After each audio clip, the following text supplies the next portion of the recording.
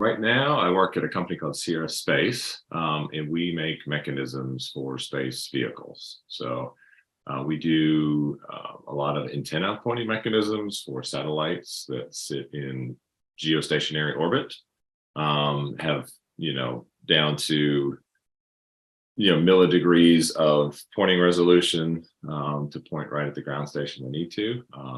One of the most exciting things I was involved in was designing and building motors and gearboxes for the Perseverance rover. I got my my shirt to prove it. But that was it's probably 3.5 years of my career was spent doing that, and it was just a phenomenal experience because a lot of the space mechanisms we do, people don't hear about, people don't care about. But I mean, they're on satellites like the GPS constellation or things like that, which everybody uses on their smartphone day to day. But to be able to participate in something as high profile as the Perseverance rover, the gearboxes and motors that move the robotic arm, that do the drilling on this rover, it's neat because it's called a sample caching system. So it drills a core sample, and in the old rover, it would just put dust in an analyzer, but this actually takes a core sample and hands it off to a robotic arm on the inside.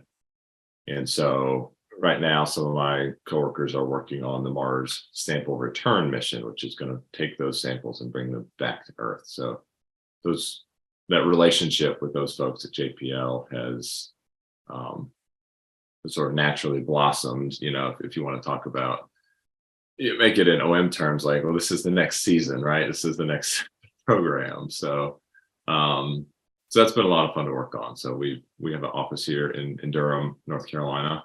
The company's based out of Colorado, but there's about 60 of us, maybe 70 of us now here in Durham, that we do everything from we receive the proposals in from customers. We put together the schedule and cost and technical solution out to that problem statement that we get. We, of course, request clarifications if we need. And then, if we get awarded the contract, we do the design.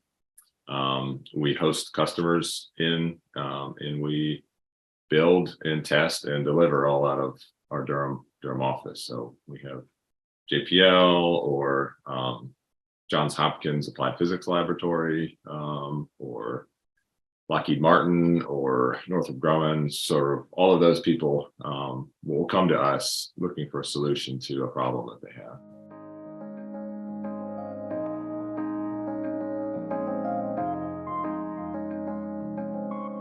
One of the things, right? Creativity is such a high aim of Odyssey of the Mind, which is such a great place to start. I think in industry, especially in space industry, what's worked in the past, is what you kind of want to use going forward. You don't want to, you kind of want to test in the laboratory to make sure you have high confidence before you go out. But in one of the Odyssey of the Mind competitions, it was vehicle, I think it was a big vehicle competition. We wanted to make our own gears. And I think it was primarily driven out of a desire to be creative. But it resulted in us learning how to weld, the skill set that as middle schoolers, none of us had, right? We were getting these big metal plates and these big fat bolts.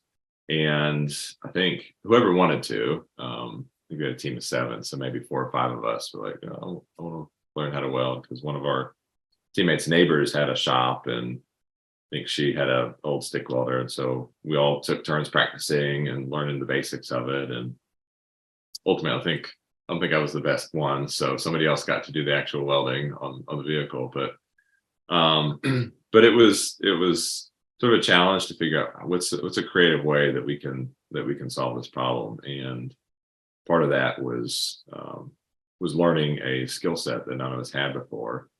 And that ultimately, just being a builder myself, led to a welding machine getting added to a Christmas list of mine at one point in time, and that becoming a skill that I developed in high school more, and one of our vehicles ultimately that ended up winning Renatra Fusca at World Finals had that welding component to it. It was a metal frame, and we welded a bicycle chassis and some cam arms. Anyway, so it ended up um, sort of resulting in that. And on a non-technical side, I think team dynamics was a challenge to is always a challenge figuring out how to work in a team. I think is something that certainly in honesty of the mind, but also in the rest of your career, if you are in a field that requires collaboration, you have to know how to use everybody's gifts and talents that they come to the team with in a way that benefits the team. We had a guy who was really good at violin, and figuring out a way to work that into our skit, right? I mean, we're a vehicle problem. Like, you don't have to have a violin, but it brought an element that the judges loved, and a sort of dynamic to our skit that was totally different than we're just going about this very technical task. So realizing that different people have certain gifts and desires and talents that can benefit the whole team if they're sort of given the opportunity to voice those, and they get really passionate and motivated to do well at those.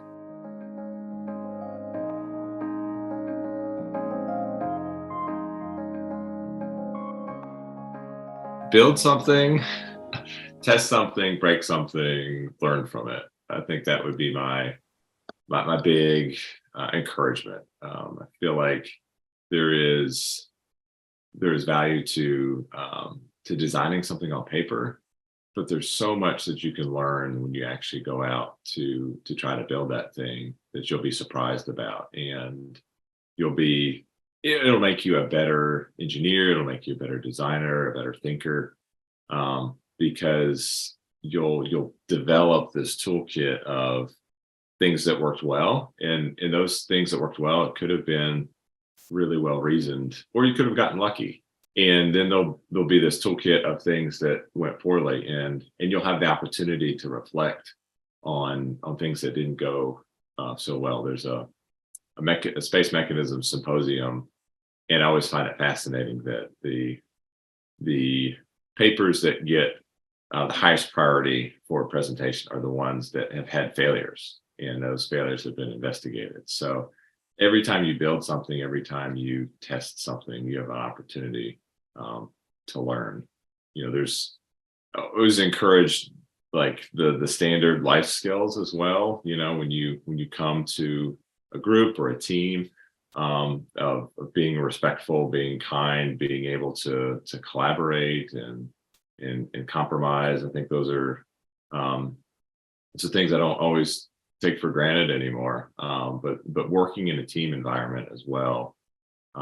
It's easy as an engineer who's not maybe relational things don't come as easily to love being in my bubble, but realizing all these great technological achievements have come about as a result of team interaction, being open to other people having the best idea. Brainstorming is very much a part of what we do. I won't say that we do it every day, but there's certainly times where we get an unexpected failure. And it's like, let's go to the whiteboard and let's talk about either we'll brainstorm all the ways that it could have been the root cause of the failure, or we'll brainstorm, or these are all the different ways to attack it going forward. And being able to participate in that environment, being able to lean on the wisdom of those who have been doing it for 20 more years than you have, I think is beneficial. I think that's one of the things that, sort of reflecting on this, I was thinking about is a lot of times in school projects or even on school teams, everybody's sort of at the same level of experience. Maybe nobody knows really what's going on. But when you come into a workplace, either as an intern or as a new hire graduate, you're instantly thrown into a team where you have people that are 5 years away from retirement who've been doing this for 40 years who you can learn from. And Outside assistance isn't a problem. yeah, exactly. You can have some outside assistance and it's going to help you. Yeah. The new grads that we've got, that's you're gonna figure it out as you go, but you don't want to be sort of hamstrung and not able to try anything yourself, but you don't want to not ask questions and not lean on the wisdom of those around you as well. So finding the balance between being self-sufficient and self-reliant and doing your work excellently versus being dependent and, a nuisance and that sort of thing. So finding some middle ground there where do as much work as you can. And then when you arrive at a place where you're not sure, go and ask and get some clarification.